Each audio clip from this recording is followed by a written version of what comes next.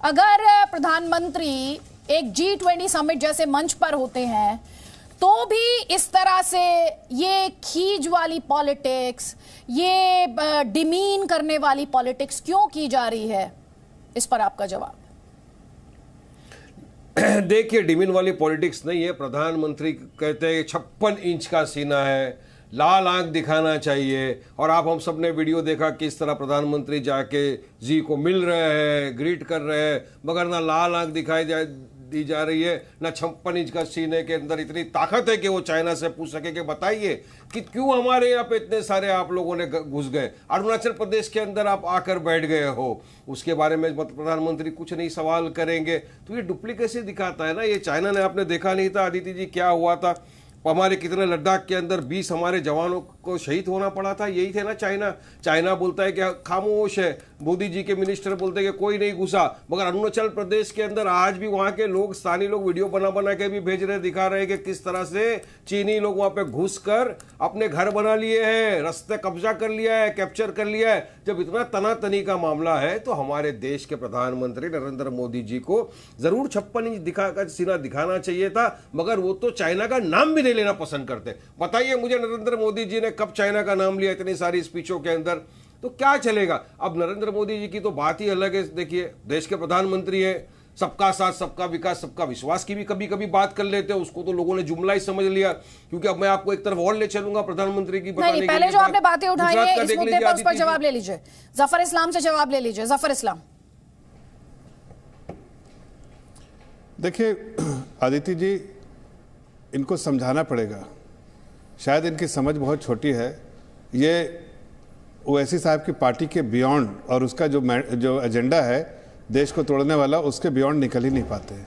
इनको समझना पड़ेगा। G20 समिट में गए हुए हैं आदरणीय प्रधानमंत्री जी, वहाँ के 20 दुनिया के 20 टॉप लीडर्स वहाँ पर हैं, और शिष्टाचार डिमांड करता है कि अगर कोई सामने आमने दिखे तो नमस्ते, हेलो, हाय, जो देश की जो संस्कृति है उसके हिसाब से करना ज़रूरी है। दूसरी चीज़, इनको ये भी शायद नहीं मालूम होगा कि G20 की प्रेसिडेंसी जो है अगले बार इंडिया प्रेसिडेंट रहेगा, ये होस्ट करेगा, होस्ट कंट्री इंडिया रहेगा। ऐसे में सभी देश के जो लीडर्स आए हुए हैं उनके साथ एक शिष्टाचार के नाते हाथ तो मिलाना ही चाहिए, कोई गलत बात नहीं है। और एक समिट में आप बैठे हुए हैं, कोई यहाँ से उड़ के चाइना तो नहीं चले गए भाई, बाली में है, बाली में सभी लोग आए हुए हैं, और ये शिष्टाचार के नाते होना चाहिए। ये सब सारी बातें वही कह सकते हैं जिसको देश से प्यार नहीं होगा। अगर देश से प्यार होगा तो ऐसी बात नहीं। गलवान में हमने क्या सीना ठोक के नहीं उसको चाइना को जवाब दिया? क्या गलवान हमने उनको जब जरूरत पड़ी चाइना को सीधे मुंह जवाब दिया? ऐसा नहीं कि उनके आंखों से आंखें नहीं मिला के आंखों में आंखें डाल के जवाब दिया। और जब उनके जवानों ने गलत हरकत की तो उसका मुंह तोड़ जवाब भी दिया कि नहीं? वो आपको जवाब देना चाह रहे हैं। और साथ ही हमारे डॉक्टर उदित राज भी हमने खोया, हमने 20 जवानों को खोया, हमको उसका दुख है। हमने शहादत हुई हमारे 20 जवानों की। डॉक्टर उदित राज ये कह रहे हैं जब आप G20 समिट जैसे मंच पर होते हैं तो कर्टसी भी कोई बात होती है, कर्टसी का भी सम्मान करना पड़ता है। प्रधानमंत्री क्या चाइना चले गए हैं? नहीं, बात सच है। जो जफर इस्लाम जी कह रहे हैं उसमें वो गलती नहीं है। मैं वहाँ पर कोई गलती नहीं मानता हूँ कि G20 समिट में टॉप लीडर्स हैं, गए हैं, लेकिन जिस तरह से मोदी जी विदेश की यात्रा करते हैं, आते हैं, आने पर तो हजारों कार्यकर्ता रास्ते में इनका स्वागत करते एयरपोर्ट से कि जैसे कि लंका जीत के आए हैं। और जैसे कि जब ये सत्ता में नहीं थे तो मोदी जी क्या कहते थे, उस बात को इस समय स्मरण भी कराना चाहिए कि चीन को के साथ में हंस के बात कर रहे थे, वहाँ लाल आँख दिखाना चाहिए।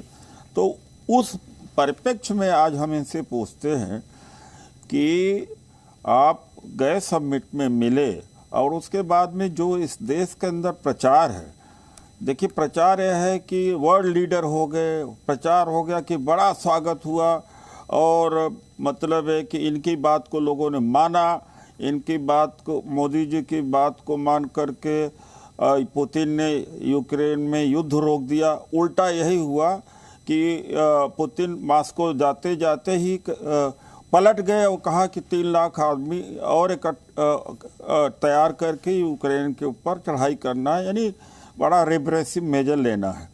तो कहने का मतलब कि जिस तरह से हाइपरबोलिक या चढ़ा बढ़ा करके कि जैसे कभी कोई हुआ ही नहीं हो, आखिर में रिजल्ट क्या है? लाल आंख दिखा देना चाहिए था। वहाँ एक अलग से भी बैठ करके 1 to 1 कर सकते थे कि हम आपसे 1 to 1। मैं ये नहीं कहता कि फोरम में कोई ये बात करिए, G20 फोरम में नहीं हो सकता, वो असभ्यता की बात होती है, अंतर्राष्ट्रीय डिप्लोमेसी डिमांड नहीं करती है।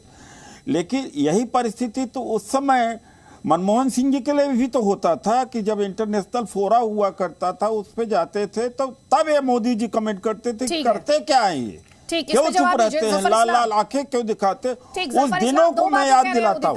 एक तो कह रहे हैं कि लाल आंख दिखाया कि नहीं दिखाया, वो कह रहे हैं बायलैटरल कर लेते और उसमें लाल आंखें दिखा लेते। वो कहते हैं हम समझ सकते हैं कर्टेसी जो है उसका सम्मान होना चाहिए, पर इसी कर्टेसी का सम्मान तो तब भी होना चाहिए था तब डॉक्टर मनमोहन सिंह देश के प्रधानमंत्री थे। आपका जवाब? चलिए, कांग्रेस के कुछ लीडर ऐसे हैं, जैसे उदित राज जी हैं, उन्होंने कम से कम इस बात को तस्लीम तो किया कि कर्टेसी नाम की कोई चीज़ होती है। लेकिन मैं उनसे ही पूछना चाहता हूं कि क्या ये तो ठीक है G20 समिट है, यहाँ मजबूरी है एक दूसरे के साथ शिष्टाचार दिखाना, लेकिन जब गलवान के इसमें जब हो रहा था तो क्या ऐसी ज़रूरत आन पड़ी थी कि आपको राहुल गांधी जी को चाइनीज़ एम्बेसडर के घर पे खाना होस्ट किया गया और वहाँ चले गए? ऐसी कौन सी ज़रूरत पड़ी थी? ऐसी ज़रूरत तो नहीं होनी चाहिए थी ना। उससे देश कमज़ोर होता है और देश की जो स्थिति कमज़ोर होती है। लेकिन मैं आपको ये कहना चाहता हूँ, और मैं समझता हूँ कि बाकी कांग्रेस के लीडर के बारे में नहीं टीका टिप्पणी करता हूँ, लेकिन उदित राज जी को मैं जानता हूँ कि वो एक पढ़े लिखे इंसान हैं, वेल क्वालिफाइड इंसान हैं, और उनको इनको दुनिया की बातें समझ में आती है। इतना तो खुद देख रहे हैं कि पिछले 8 सालों में भारत का रुतबा देश में बढ़ा है कि पूरे देश और दुनिया दोनों में बढ़ा है कि नहीं? क्या आज स्टैंडिंग भारत की बढ़ी है कि जिस कर्टेसी की बात आज आप करते हैं, जफर इस्लाम जी, उनका जो सवाल था मैं रिपीट कर देती हूँ क्योंकि वो हाथ उठा रहे हैं काउंटर करने के लिए आपको। उनका सवाल ये था कि हम कर्टेसी का सम्मान करते हैं, प्राइम मिनिस्टर को ऐसा कुछ नहीं करना चाहिए था जिससे कि देश जो है वो शर्मसार हो अंतर्राष्ट्रीय मंच पर। उनका कहना यह है यही सिचुएशन तो डॉक्टर मनमोहन सिंह की भी थी, वो ये सवाल पूछ रहे हैं आपसे। अरे नहीं, मनमोहन सिंह जी ने कभी देश को इस तरह से, मैं नहीं कह रहा हूं मनमोहन जी प्रधानमंत्री थे तो प्रधानमंत्री जी ने देश के खिलाफ काम कर दिया, या लेकिन जिस तरह से इंटरनेशनल मंच पे भारत की मजबूती से दावेदारी हर चीज की होनी चाहिए थी, वो कहां हुई है? नहीं हुई ना। आज देखिए, भारत जो है ओलंपिक की भी कोशिश कर रहा है, भारत आज जो है G20 के प्रेसिडेंसी की भी बात आ रही है कि अगले साल यहां होगी। ऐसी कई ऐसी चीजें हैं जो भारत के बिना होती नहीं है। भारत को इंगेज करना पड़ता है। चाहे आज अमेरिकन प्रेसिडेंट का रुख देखिए, अप्रोच देखिए, सल्यूट कर रहा है भारत के प्रधानमंत्री को। ये अपने आप में आपने देखा है कि नहीं फोटो? वो ये पहले कभी देखा नहीं गया था। भारत के प्रधानमंत्री के साथ इस तरह से शिष्टाचार के साथ मिलना कभी हुआ नहीं था। ठीक है, जवाब लीजिए। राजीव रंजन जी ये कह रहे हैं ऐसा तो पहले कभी हुआ ही नहीं था। भारत का जो सम्मान और कद इस वक्त है, देखिए, सबसे पहली बात तो यह है कि जफर इस्लाम साहब की व्यवस्था है, वो अपनी पार्टी का स्टैंड रखेंगे, लेकिन डिप्लोमेसी को घरेलू राजनीति के साथ जोड़कर जो लोग भी देखते हैं, ये कहीं ना कहीं दुर्भाग्यपूर्ण है। और G20 हो या यूनाइटेड नेशंस हो, कॉमनवेल्थ हो, एशियान हो, आसियान हो या सार्क हो, ब्रिक्स हो, ऐसे अंतर्राष्ट्रीय मंचों पर जब कोई राजनेता जाता है तो वो व्यक्ति नहीं होता है। एक देश को जब आप रिप्रेजेंट कर रहे हैं तो वहाँ हिंदुस्तान की बात होती है। और ये 140 करोड़ लोगों की जो एक विराट शक्ति है हिंदुस्तान की, एक विश्व का एक बड़ा बाजार है। और निसंदेह जो भारत में हाल के दिनों में पिछले 7 दशकों में भारत ने एक लंबी यात्रा तय की है, उससे भारत एक वैश्विक शक्ति बना है। ये उस उभरते भारत का सम्मान है, न कि नरेंद्र मोदी जी या भारतीय जनता पार्टी या एनडीए का सम्मान है।